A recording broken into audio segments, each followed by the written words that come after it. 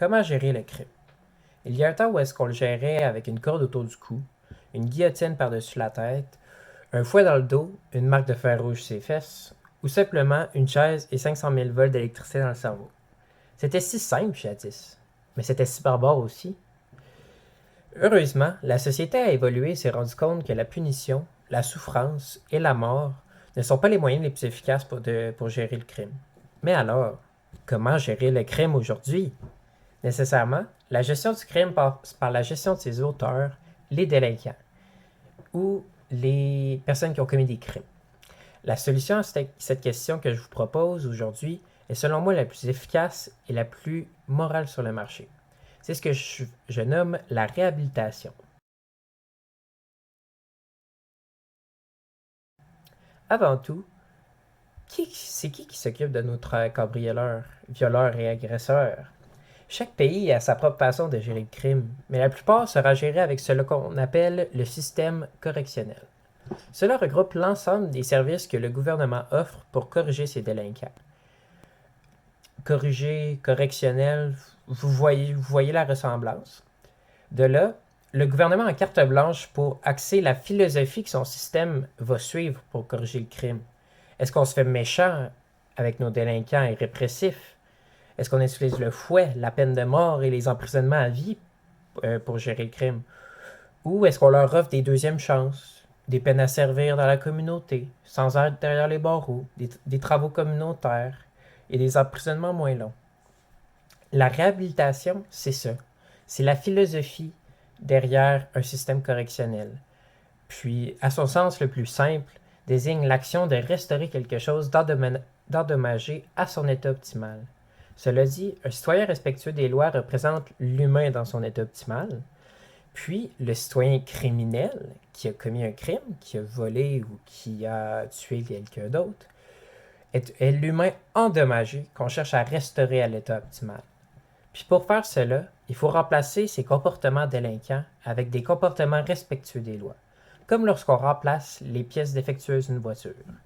Parce qu'en fait, ce qui distingue le délinquant du citoyen respectueux des lois, c'est que les délinquants adoptent des comportements illégaux pour arriver à leur fin. Si la fin, ils volent au lieu de payer. Ils fraudent au lieu de travailler et ils blessent pour se venger. La réhabilitation a donc pour but de retirer les comportements inadaptés du délinquant et de les rendre conformes à la loi. Lorsqu'appliquée dans le réseau correctionnel d'une nation, cette approche fait des merveilles à la réduction du crime. Statistiques à l'appui. Pour mieux expliquer le lien entre la réhabilitation et comment l'approche réduit le crime, prenons en exemple Bill et Bob les criminels. Bill s'est fait arrêter pour avoir fait un braquage au dépanneur du coin. Bill fait partie des 65,4% des prisonniers qui n'ont pas de diplôme et du 55% des prisonniers qui n'ont pas de travail à leur arrestation au Québec. Si nous profitons de l'incarcération de Bill pour l'éduquer ou l'aider à se trouver un travail valorisant, Bill aura bien moins de chances de commettre un délit monétaire pour se faire de l'argent. Son ami fait partie du 50% des prisonniers québécois consommant au moins une drogue chaque jour avant leur admission en prison. Cela dit, si nous profitons de l'incarcération de Bob pour traiter sa problématique de consommation de drogue, nous éliminons du mieux qu'on peut toute récidive en lien avec la drogue, que ce soit la possession, le trafic ou encore un délit monétaire pour se procurer de la drogue. Enfin, Bob et Bill font aussi partie du 64% des prisonniers au Québec diagnostiqués d'un problème de santé mentale.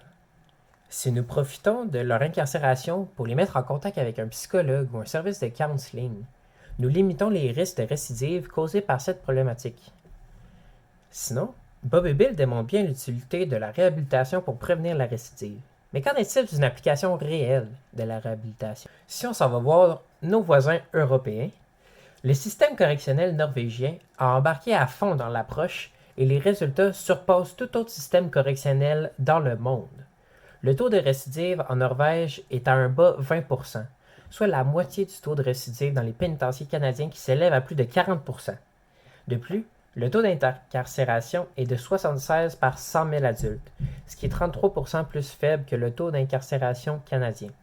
Le succès norvégien est expliqué par le credo pro-réhabilitation de la Norvège qui est « Treat people like dirt and they will act like dirt. Treat them like human beings and they will act like human beings ».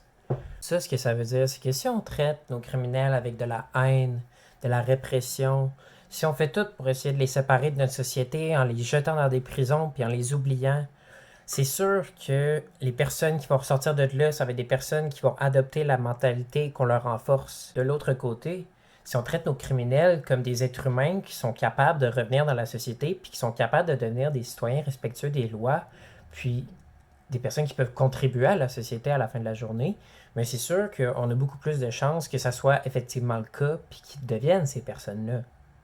Certaines prisons de la Norvège sont accueillantes et font de leur mieux pour sortir des stéréotypes de ce qu'est une prison. Leurs cellules ressemblent à une chambre d'appartement.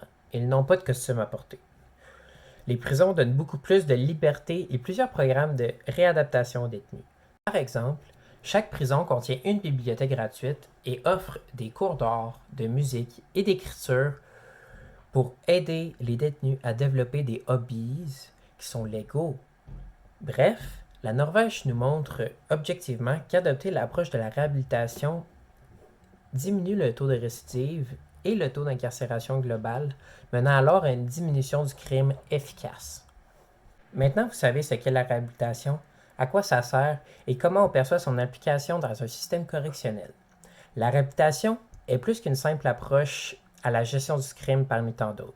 C'est l'approche la plus humaine et la plus prometteuse sur le marché actuellement. Selon moi, ce n'est qu'une question de temps avant que celle-ci soit adoptée avec autant de ferveur que la Norvège, et cela partout à travers le monde. Alors voyez cela comme une occasion en or d'en avoir appris sur un sujet important que vous pourrez ajouter dans votre répertoire de discussions de table à la maison.